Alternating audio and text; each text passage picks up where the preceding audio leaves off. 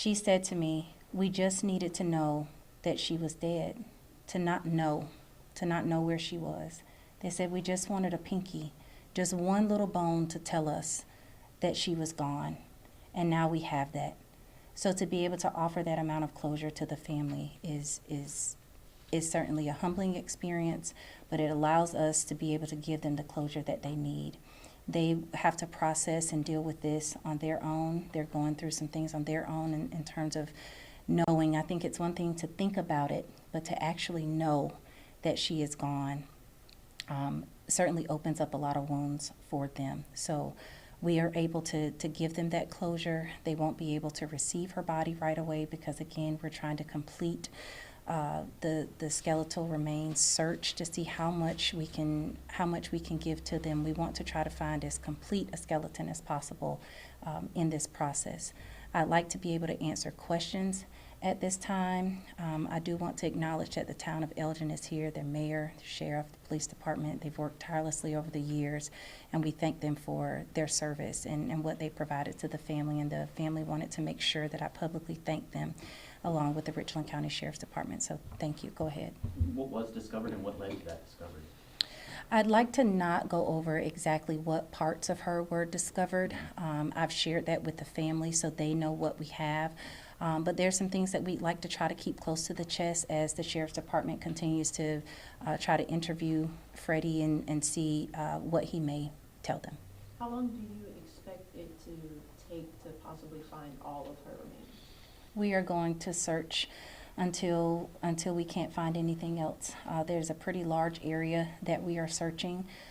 We got through probably about a fourth of it this morning when South Carolina Public Works brought out the larger machine to help dig through the sandy area. So we're hoping that by next Tuesday we will have at least completed the search in that area. And once we've done that, once we've gotten down to ground level, then we'll stop the search, but not until then.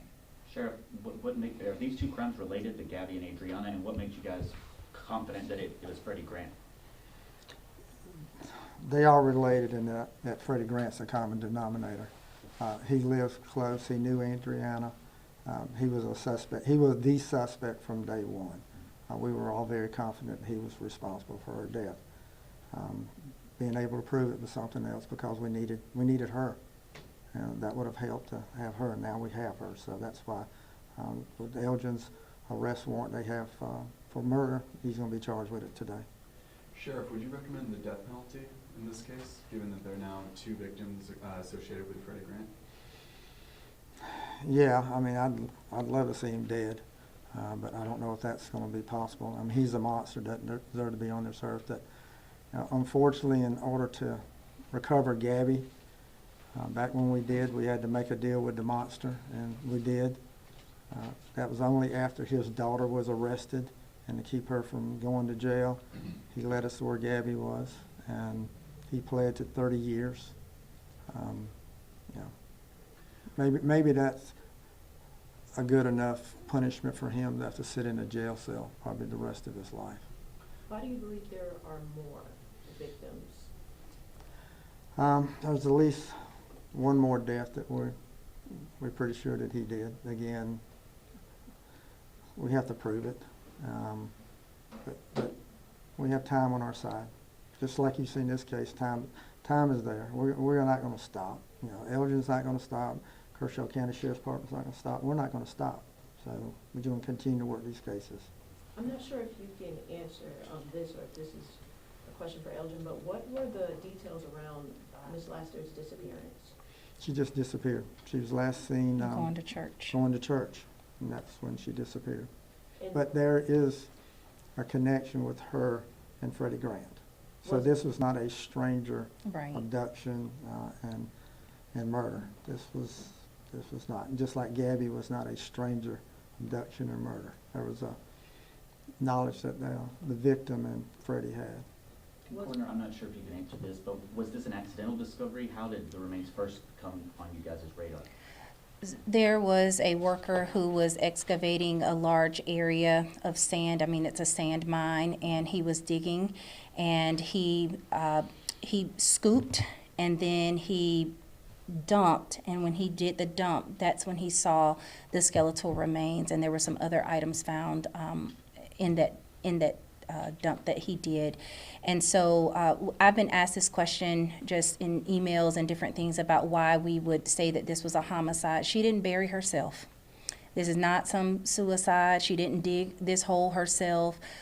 This wasn't accidental by any means. We know that this area was an area that was not a populated area. There was no road there. Someone had to go and find this. And just as the sheriff has mentioned, where Mr. Grant lived is very close to where this site is. And so we will definitely be looking at this case as a homicide only, because she didn't bury herself, and we know that. So are there any other questions? What goes into the process of determining the cause of death with bones that are 10 years older? Well, we look for certain things. So there are certain markings on bones. Let's say, and this did not happen. We don't have any evidence of this. This is just an example. But if we saw marks on the bones, then we would know that this person had potentially been cut up. The bones that we have, we don't see that.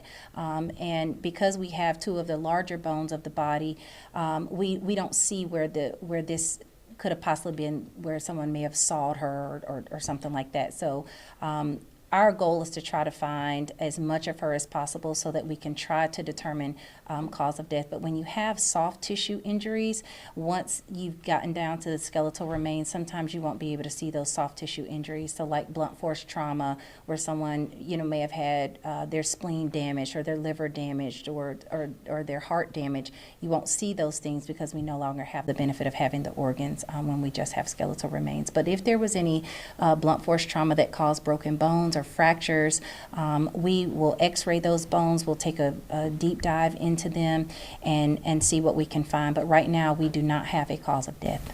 Sheriff, is this investigation kind of a message to other criminals or people that would commit a crime that you're not going to get away with it here in Richland County? Yeah, I mean, also Kershaw County and Elgin too. I mean, we don't forget, just like the victims' families don't forget, we don't forget either. So, we may not make an arrest quickly, but we're going to make an arrest eventually. How close were Ms. Laster's remains found to Gabby Swainson? And do you have any knowledge on what the land was being used for before it became a sand pit? Gabby was found not too far away where Ms. Laster was found. And the method that Freddie used with Gabby is the same as what Ms. Laster was found. There are similarities in the burial site. And so there's, I guess if you want to say his MO on how he did things, that matches. For the future, like, will anybody be able to operate anything on that particular part of the land, anywhere on that particular part of the land until like the investigation is like complete, where no one can like work on it or anything? Like, if y'all still kind of looking around? Not while we're working. We have the area sectioned off, so no one will be able to go into that area. We have the Richland County Sheriff's Department sitting on that area. Our deputies are out there every single morning until the sun goes down, and we're actively searching. So until we finish our search, there will be no work done in that area. And we want to thank the landowners who have those businesses out there. It certainly is costing them time and money to have us dig, but they also want to see Adriana come home. And with those remains, like, is there a guess of how deep he may have buried her, like when they came across him? Well, I'll let the sheriff kind of address. Yes. Yeah. Again, similar to what how Gabby was buried. So yes, there's similarities, but I'm not going to discuss that part. That's something that we're not going to talk about here. Right. Would All right. you Thank mind you guys so spelling much. Adriana for us? ADRIANA. Thank you guys so much. We appreciate you.